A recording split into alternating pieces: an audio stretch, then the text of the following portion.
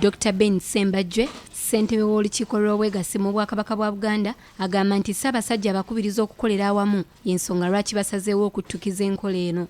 Okwogera bino abadde alambula ekyuma ekisunsuzi ky'emmwanyi Kiwamala Cooperative Union Emitiana.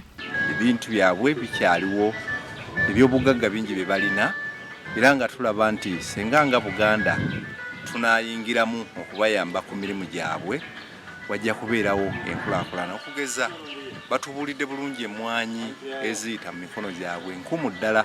Mulindo Wamala Kijjambu, omukwanaganya w'obusuubuzi n'obwegassi, ategeezezza nti ekibaleese kwe kutema empenda okulaba ng'abalimi b'emmwanyi bayitimuka.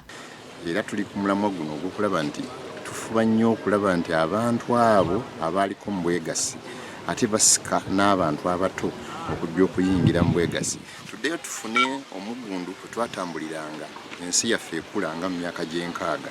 Kuteesa Christopher Nsubuga, omu ku bannannyini ba kampuni eno, asanyukidde enteekateeka za Ssaabasajja Kabaka.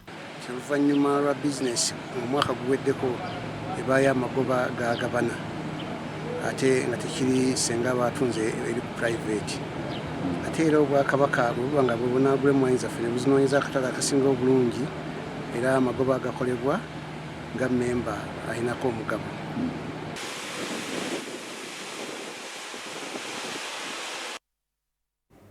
Kale